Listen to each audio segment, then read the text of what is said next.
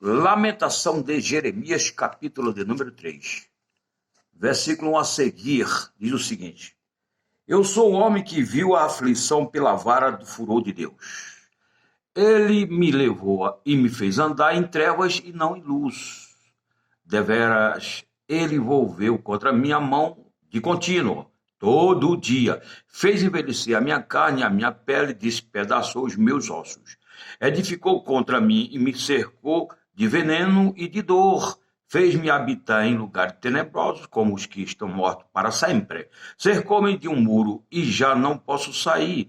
Agravou-me com grilhões e bronze. Ainda quando clamo e grito, ele não admite a minha oração. Fechou os meus caminhos com pedras lavradas, fez tortuosas as minhas veredas, fez-se-me como ursa à espreita, um leão de emboscada, desviou os meus caminhos e me fez em pedaços, deixou-me assolado.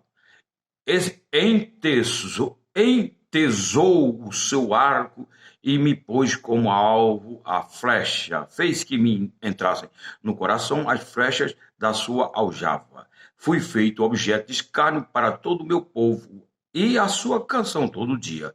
Fartou-me de amargura e saciou-me de absinto. Fez-me quebrar com pedrinha de areia os meus dentes, cobriu-me de cinza. Afastou a paz da minha alma, esqueci-me do bem. Então disse eu: já pereceu a minha glória, como também a minha esperança no Senhor. Lembra-te da minha aflição e do meu pranto, do absinto e do veneno. Minha alma continuamente os recorda e se abate dentro de mim. Quero trazer à memória o que me pode dar esperança. Versículo 22. As misericórdias do Senhor são a causa de não sermos consumidos, porque as suas misericórdias não têm fim.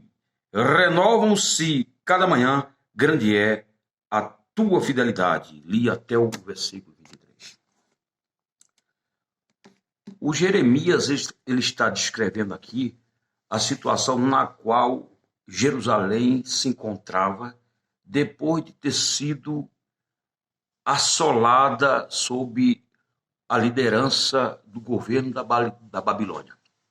O Nabucodonosor, com seus exércitos, invadiu aquela cidade e a reduziu a cinzas. E o Jeremias está falando das mortes, do luto, do sofrimento, da dor, enfim, da miséria que se abateu sobre aquela cidade pomposa, aquela cidade tão especial aos olhos de Deus e tão importante para o povo, mas por um momento ela foi vítima desta assolação como consequência da desobediência, do pecado cometido pelo povo, pecado sem arrependimento. E Deus, então, de forma deliberada, permitiu que as forças dos exércitos da Babilônia viessem sobre aquela cidade e aquele povo e trouxesse aquela réplica do próprio inferno. Mas o que me chama a atenção nesta passagem que eu li, especialmente, são os últimos versículos, onde o Jeremias vai declarar que não teria sentido, em outras palavras, ficar trazendo à memória toda aquela miséria que se abateu sobre aquela nação. Mas antes, ele precisava memorizar tão somente as misericórdias de Deus, porque, segundo ele, seriam a causa deles estarem ali ainda em vida, alguns deles, é claro, porque aqueles que não foram levados cativos, uma minoria ficou ali, mas muitos foram mortos. E nós podemos absorver esta lição para os nossos dias. É claro que, apesar de nós estarmos vivendo num mundo de crises de toda sorte, crise econômica, de saúde, crise social, moral, religiosa, espiritual, nós sabemos que nós não podemos comparar a situação que o mundo está enfrentando hoje com aquilo que ainda vai acontecer no futuro. Porque esse fato que se deu ali envolvendo Israel, os judeus, tratava-se de uma prévia daquilo que vai acontecer durante o período da grande tribulação, quando o anticristo vai estar tomando as rédeas desse mundo. Porque o Nabucodonosor é uma figura, ou foi uma figura, do anticristo. Mas nós não podemos negar que estamos vivendo esse tempo de muita dificuldade, podemos dizer assim, que trata-se de princípios de dores, declarados por Jesus, né? Fazendo referência a esses dias. Mas não são ainda as dores propriamente ditas, que se abateram sobre Jerusalém como uma réplica daquilo que vai acontecer durante a grande tribulação. E o Jeremias então fala que, assim como ele precisava trazer à memória as misericórdias de Deus, porque do contrário ele estaria como que sofrendo duas vezes, e o Jeremias ali ele estava se identificando com o povo. O mesmo nós temos que fazer. Nós temos que, independente das circunstâncias, trazer à memória o amor de Deus, a misericórdia de Deus, que sobreveio ao homem em Jesus Cristo, quando ele se apresenta ali, Jesus, como um sacrifício a Deus em favor da nossa salvação. É isso que nós precisamos fazer. Porque nós não podemos ficar focado, né, com a nossa memória focada lá no passado. Alguém falou o seguinte, que definindo esses conceitos, depressão, ansiedade e estresse. O que é depressão? Excesso de passado. O Jeremias aqui estava tratando disso. Não podia trazer à memória aquilo que não traria esperança. E sim as misericórdias de Deus. O que é ansiedade? Excesso de futuro. A pessoa fica preocupada com o futuro, com o que vai acontecer. Nós temos que estar colocando diante de Deus, como diria o apóstolo Pedro, toda a nossa ansiedade. Porque Deus tem cuidado de nós.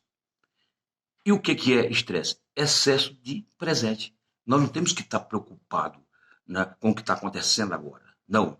Nós temos que colocar tudo na presença de Deus, em oração, e temos que permanecer em permanente comunhão com o Espírito Santo, para que o Deus que tudo pode, ele possa continuar nos dando vitória. Porque apesar de tudo aquilo que aconteceu com Jerusalém, toda aquela assolação que sobreveio àquele povo, Deus ainda demonstrava misericórdia, amor àquele povo. Tanto que ele permitiu que o povo fosse cativo lá na Babilônia, os judeus, mas passados 70 anos, o povo teve a oportunidade de se libertar e voltar à sua terra natal. Então, é isso que Deus quer fazer conosco, independente das circunstâncias.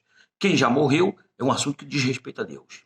Mas nós que estamos vivos, respirando e tudo que tem fôlego, louvo ao Senhor, e mesmo que estejamos doentes, a Bíblia diz que aqueles que estão doentes devem buscar a oração da fé em Jesus Cristo para que Deus possa sarar, possa curar. E Deus cura através da oração, cura através dos médicos.